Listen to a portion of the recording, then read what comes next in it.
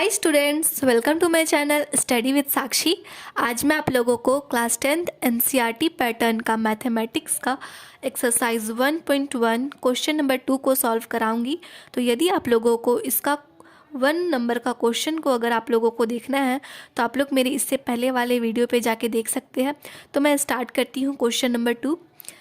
दर्शाइए कि कोई भी धनात्मक विषम पूर्णांक 6q+1 या 6q+3 या 6q+5 के रूप का होता है जहाँ q कोई पूर्णांक है। तो आप लोगों को मैं एक एग्जाम्पल के द्वारा मैं बता देती हूँ कि क्वेश्चन कह क्या रहा है। यहाँ पे 6q+1 और 6q+3 और 6q+5 को कहा गया है कि ये तीनों जो है वो क्या है, विषम पूर्णांक है। तो ये हम लोग पता करेंगे विषम होने के लिए क्या कंडीशन होता है कि वो 2 से पूरी तरह से डिवाइड नहीं होना चाहिए, तभी हम लोग इन तीनों को 2 से बारी बारी से हम लोग डिवाइड करेंगे।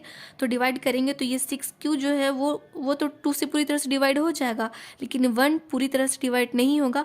तो ये जो है वो क्या है, विषम पूर्णांक है। अब इसमें देखिए, इसमें भी अगर हम लोग इसको 2 से डिवाइड करेंगे तो 6q पूरी तरह से कट जाएगा 2 से, लेकिन 3 नहीं कटेगा। तो ये भी जो है वो क्या है, वो विषम पूर्णांक है।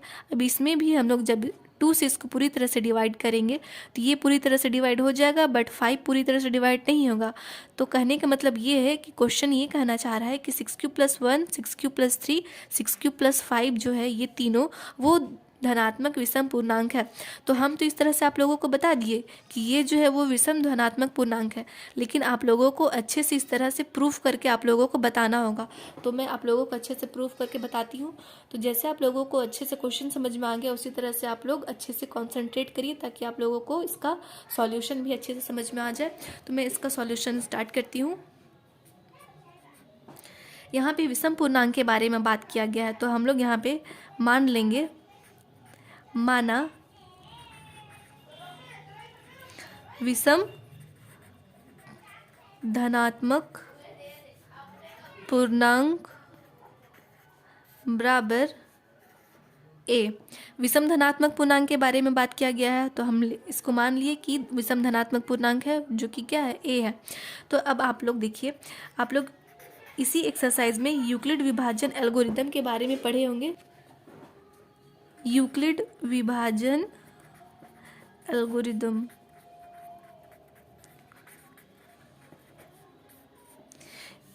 इस एल्गोरिदम के अकॉर्डिंग एक फॉर्मूला है a = bq+r, जहाँ 0 < r b।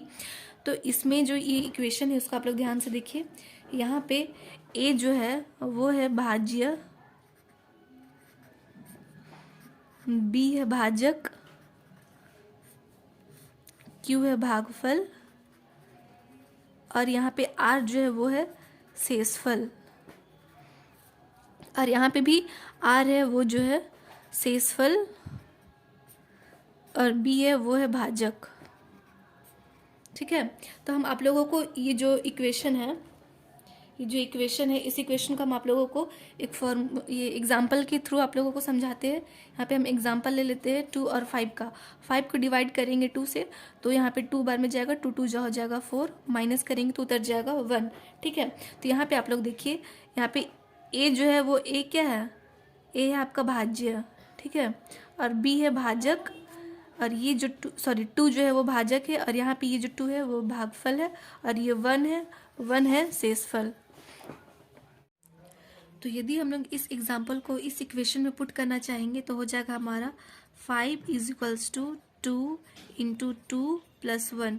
अब जब हम लोग इसको सॉल्व करेंगे तो ये जो है वो इसकी इक्वल आएगा, 2 2 जा 4 और 4 और 1 को प्लस करेंगे तो हो जाएगा 5। तो ये देखिए, इस तरह से हम लोग ये जो हम लोग भाग कर, तो ये जो एग्जाम्पल है वो इस इक्वेशन को सेटिस्फाइड करता है। अब ये वाला इक्वेशन का आप लोग देखिए, यहाँ पे कहा गया है कि r जो है वो हमेशा 0 से बड़ा या फिर 0 के बराबर होगा। तो यहाँ पे देखिए इस एग्जाम्पल में r यानी कि जो हम लोग का आंसर आया है 1, वो 0 से बड़ा है। ठीक है, यहाँ पे या तो 0 आना चाहिए या फिर 0 से बड़ा होना चाहिए, और b से हमेशा छोटा होना चाहिए। b यानी कि ये भाजक, तो भाजक ये 2 है और ये 1 है, तो इससे छोटा है। तो ये इक्वेशन आप लोगों को समझ में आ गया होगा। तो इसी से हम लोग क्या करेंगे, नेक्स्ट बढ़ेंगे। क्वेश्चन में कहा गया है 6 6 क्यू प्लस आर, तो हम लोग यहाँ पे लिख लेंगे a is equals to 6 q plus r. तो यहाँ पे हम लोग r का जो वैल्यू है वो हम लोग भरेंगे 0, 1, 2, 3, 4 और 5। अब आप लोग को हम बता दें कि यहाँ पे 0 से लेकर हम 5 तक क्यों लिए हैं, क्योंकि हम लोग का यहाँ पे जो r जो बनेगा, r हम बताएं कि r जो है वो 0 या 0 से बड़ा होना चाहिए, और कितना तक बड़ा, b यानी कि भाजक तक। तो भाजक का हम लोग का वैल्यू कितना है, 6 है, तो 6 से छोटा कितना कितना होगा, 0, 1, 2, 3, 4, 5। तो आप लोगों को समझ में आ गया होगा। तब हम लोग बारी बारी से r का वैल्यू हम लोग पुट करेंगे।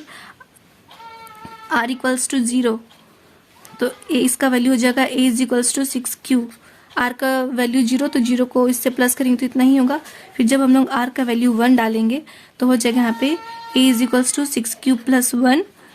जब r का वैल्यू हम लोग 2 डालेंगे तो हो जाएगा 6 क्यू प्लस 2। देखिए इसमें हम लोग कॉमन निकाल सकते हैं, जैसे कि इस इक्वेशन में कॉमन नहीं निकलेगा, इस इक्वेशन में कॉमन निकलेगा, तो इसको कॉमन निकाल लेते हैं हम लोग, 2 कॉमन निकलेगा, तो यहाँ पे बच जाएगा 3q।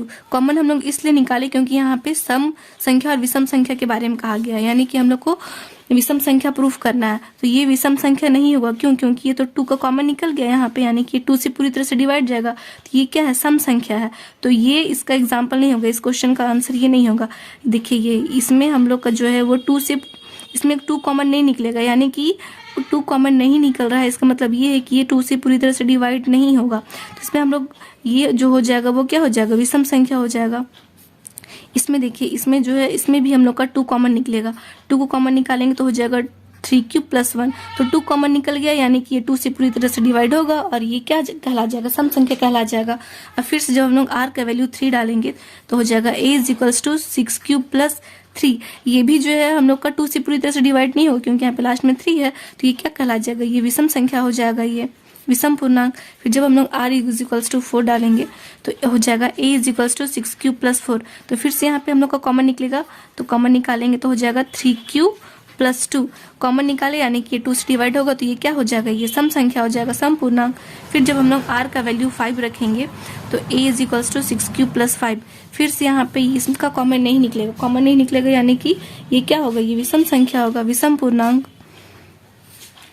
तो इस तरह से हम लोग यहाँ पे लिखेंगे, यहाँ a के मान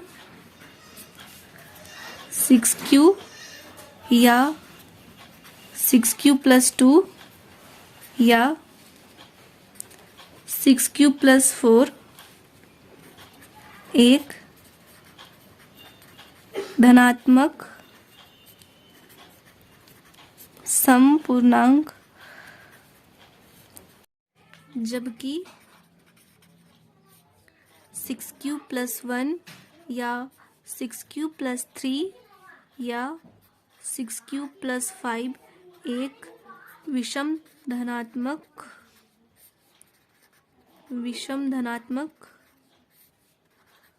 पूर्णांक है, क्योंकि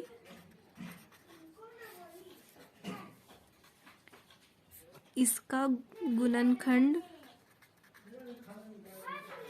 2 नहीं है। आई होप आप लोगों को मेरा ये वीडियो पसंद आया हो और क्वेश्चन अच्छे से समझ में आया हो। Thanks for watching my video.